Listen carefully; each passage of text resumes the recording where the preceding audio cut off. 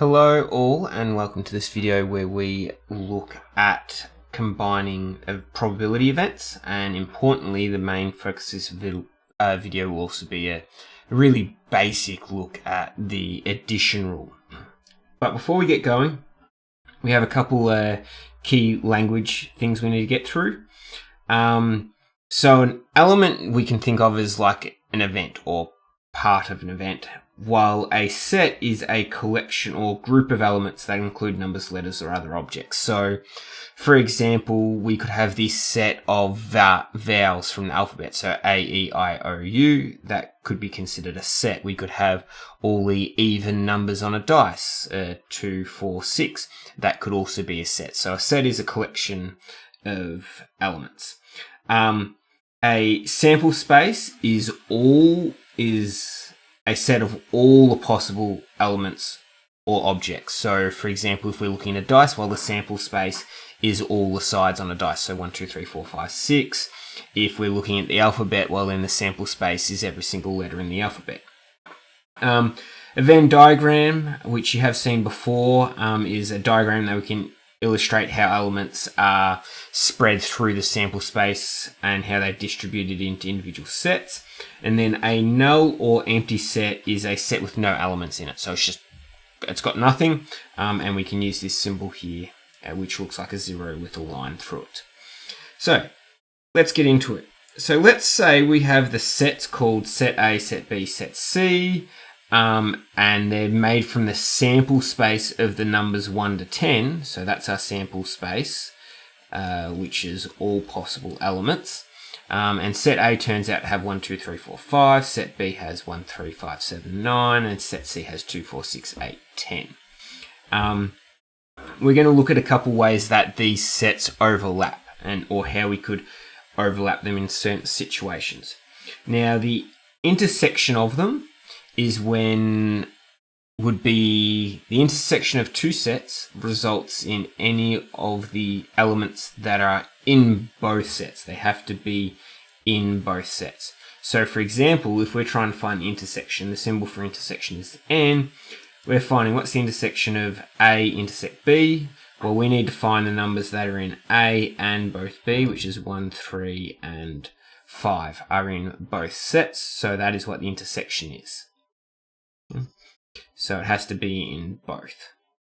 The union is a little bit different, where it can be any element can be considered if they are present in either set. They don't have to be in both. They could be in both, or they could be in one, or they could be in the other.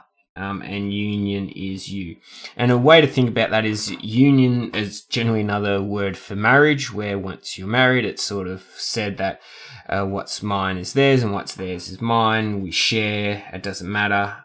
It can be one, the other, or both. So again, for example, if we do the union of A and B, well, all the numbers from A and all the numbers for B get put in a union. Now, we don't have to put repeats down, so 1 is in both, but we just list it as once. Okay, so we can do that. Now, mutually exclusive. Mutually exclusive is a situation when two sets have no elements in common. There's absolutely nothing in common. And it turns out in this case, well, set B is all the odd numbers and set C is all the even numbers. So they are mutually exclusive. They have absolutely nothing that overlaps. So the intersection of them, what they have in common, is effectively 0, or the empty set, as it's termed in probabilities and set notation. The other thing that we can do is add some notation in front of these set names. In this case, we can use N or PR. N indicates the number of elements, so how many items. So N of A would be the number of elements in A. So in our case, we can see there are 5 numbers, so that would be equal to 5. Well, PR is the probability. So the probability that you're getting a number from set A, well, there's 5 numbers, there's a total of 10, so the probability would be 5 out of 10, which is equal to half. So N just is the number of elements, while PR is the probability of number or whatever it is element from that set being picked. So there's our vocabulary and there's our notation. So now let's look at the addition rule. So the addition rule is used, it generally comes up whenever we're dealing with when we might know the union and we're trying to find intersection or vice versa. We might know the intersection between two sets and we're trying to figure out what the union is. This addition rule gives us the ability to link a union intersection. So let's actually have a look at why this rule is written the way it is. The union of A and B is equal to probability of A plus the probability of B, take away the probability of the intersection. And this also actually works for if we use the number of elements is equal to the number of A plus the number of B, take away the number of A intersect B.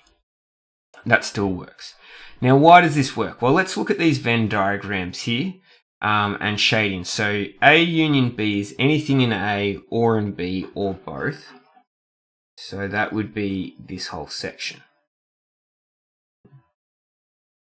Now, and the rule is saying, well, that's going to be equal to the probability of A. So let's shade in A. That's A. And then we're also going to have B. So we're going to shade in B. Okay. And that makes sense. The two circles combined is equal to the left-hand circle plus the right-hand circle. But we run into an issue. If we look at this section here, okay, we've got that twice. And in our original thing, if we're counting number of people or number of coffees or whatever it is, we don't want to count those twice. So what we need to do is, well, we need to subtract that. So that's what we're going to do. Okay, that's the intersection. The intersection is where A and B overlap. So that's where the addition rule comes from. The union is equal to all of A plus all of B, take away the intersection, because if we did all of A and all of B, we get the intersection twice, so we need to take it away once. We can use any variation of letters in the addition rule. We can use dashes and complements as well. We just have to be consistent wherever. So for example, if I choose to do A dash union B, well, it's the probability of A dash plus probability B, take away the probability of A dash intersect B. So wherever there's an A, or we put an A dash, put the dashes. Where we put B, we put the B. And as we said, just briefly, just a visual representation. If two events are mutually exclusive, which means they have absolutely no overlap or nothing in common, well, clearly those two circles can't be overlapped. That means the intersection of them is 0. This section here is 0. So then the union for mutually exclusive events is just equal to A plus B, because there's no overlap that we need to subtract because it hasn't been added twice. So that's also something that's really critical to remember, because sometimes we'll give you a problem that says the union is this, or the probability of these two events is this, find the union and also know that they're mutually exclusive. And most people go, oh, well, I need the intersection and use the addition rule, so I can't do it. When you just need to remember, if they're mutually exclusive, no overlap, so you're essentially doing take away 0 in the end. Right, so let's get into some problems using the addition rule. So a card is selected from a standard deck of cards, 52 cards, which has 4 suits. And just as a reminder, the suits are hearts, spades, clubs, and diamonds are our suits. So let A be the event that a card is a heart, and B be the event that a card is a 4. Okay, so we want to find N of A. So N means the number of them. How many hearts? Well, it turns out there's 13 hearts, because 52 divided by 4 to split into the 4 suits is 13. N is B. How many 4s are there? Well, there's 4 4s because there's a 4 in each suit. What is the number of A intersect B? So this is asking for a heart intersect that is also a 4, and there is only one of those. Cool. So now that we know the number of how many times those events occur, we can find the probabilities. So what's the probability of A? Well, that is technically equal to the number of A over the total number of events possible, which is 13 over 52, which simplifies to a quarter.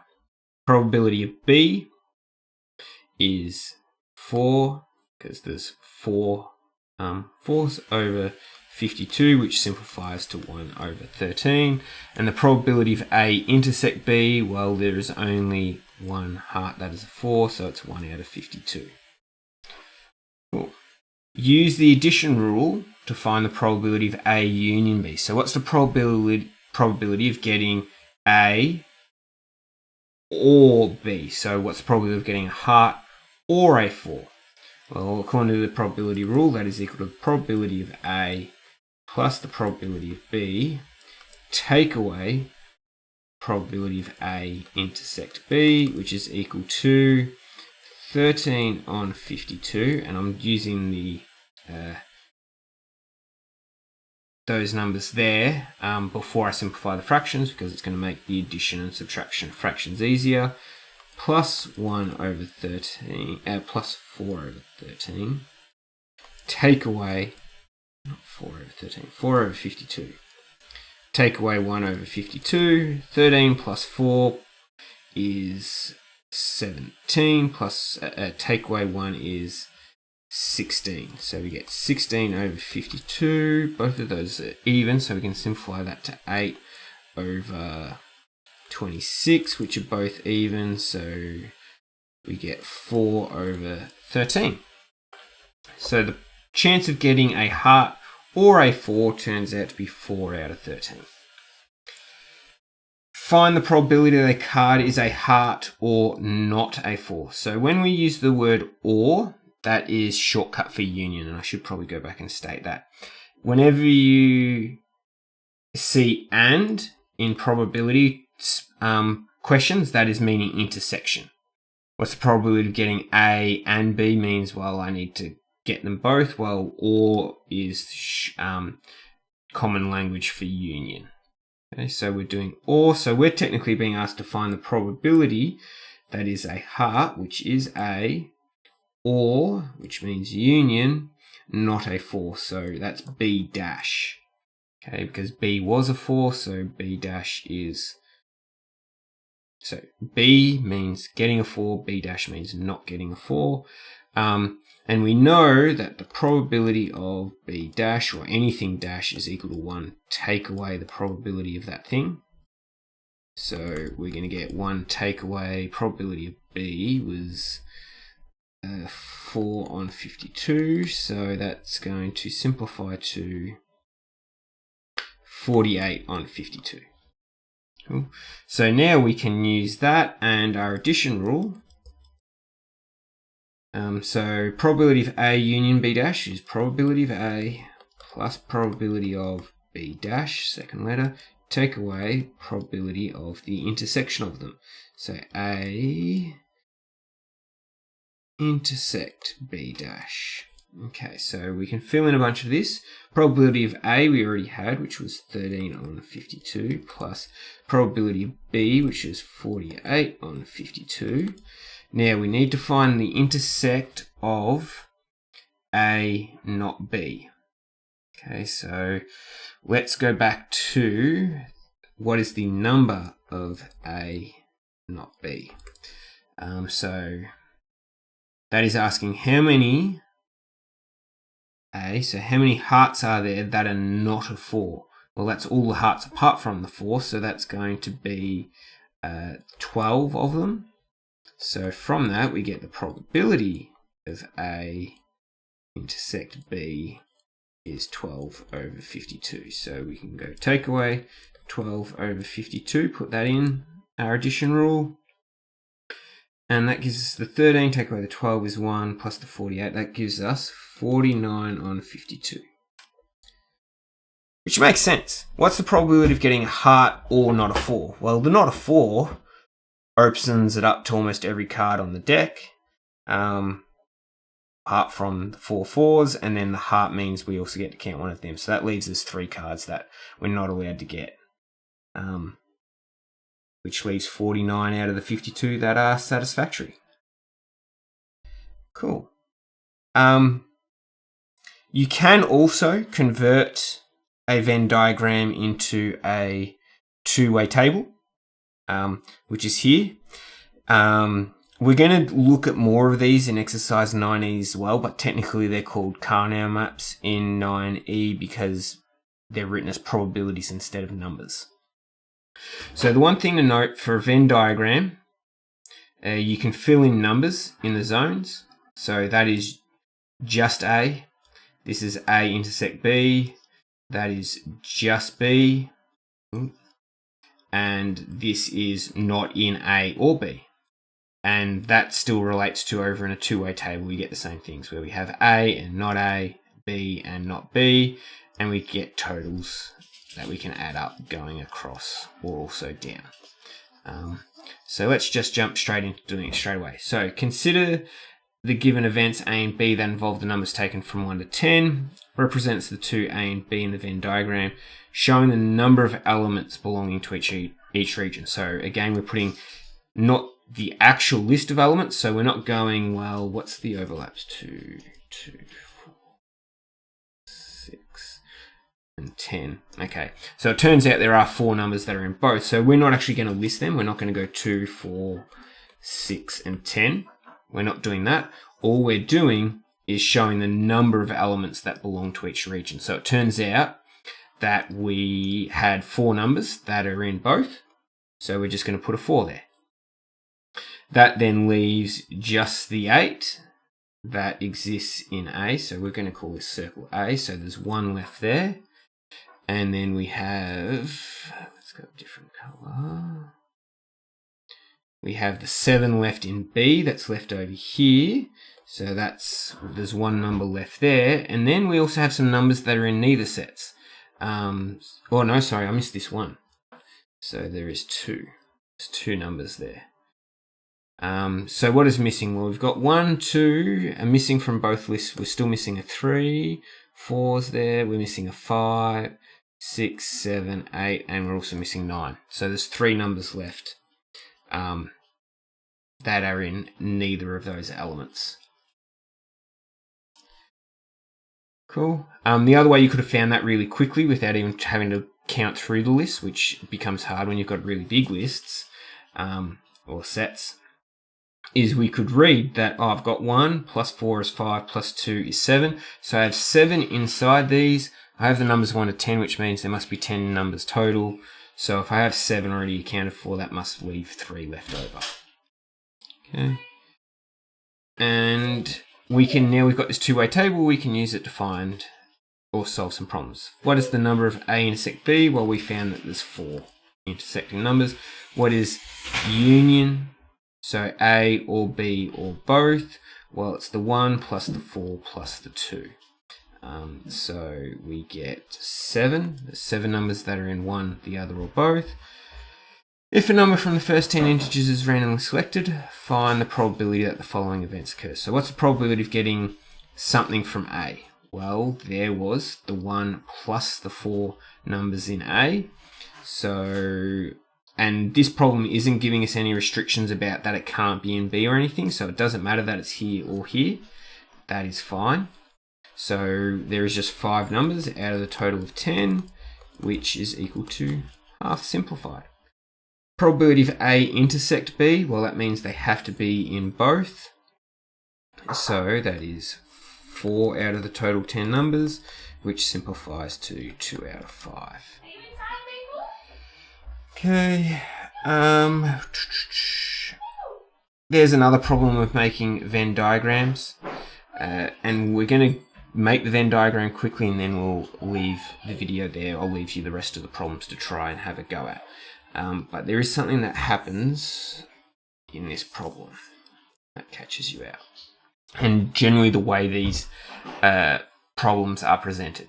From a group of 40 people, 28 like drinking coffee, so we're gonna, and that's given the letter C, so we're gonna call left circle C. 11 like drinking tea, so right circle's T for tea, and 3 like drinking both.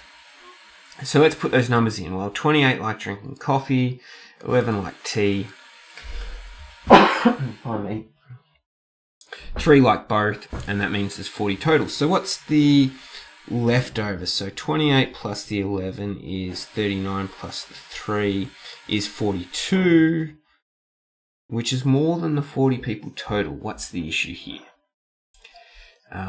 That doesn't work. We can't have a -2. We can't have negative people. We have an issue. The problem is common English versus mathematical statements. When you read 28 like drinking coffee, technically, even though there's all this other stuff over here, that's not giving us any conditions. That's not telling us that they 28 just like coffee. That's 28 that drink coffee and don't drink tea. That's not written there. But when we generally read that, we sort of assume, that's just 28 people like just drinking coffee. So we put that 28 in there, which isn't actually true. That 28 like drinking coffee, there's no further elaboration on whether they do or don't like tea, is technically that's the whole circle. 28 counts for the whole, that's everyone that likes drinking coffee. Doesn't matter if they do or don't like tea, but there's 28 total. And same for this statement that says 11 drinking tea, okay, that actually counts for everyone that likes tea. And this comes up all the time in these problems. You assume it means just tea, but it's not. It's tea, and that does account for the 3 that like both. So we can put 3 that like both. That's a pretty clear statement. That does exist in the middle. 3 that like both, that has to be in the middle. And then so we can go, well, if there is the 3 in the middle and the total T circle needs to add up to 11, we can get, that needs to be 11 take away 3, that needs to be 8 in there, 28 take 3, so that needs to be 25 in there. And now that works. 25 plus 3 is 28, plus the 8 is, 28 plus 8 is, if I can get my brain to work, 36. So that means there must be 4 people that don't like either. Okay. And now that works. And then you can answer the rest of these questions. But I'm going to stop that there. That is how you do Venn diagrams, looking at them, reading off, calculating probabilities. You can then take that data and convert it to a two-way table. And a lot of the time you actually find a two-way table is more useful because it not only tells you maybe the amount of people that are in both A and B, so that's 2. The people that are in A but not B, so that's 3. The people that are in B but not A is 4. People that are in neither are 6.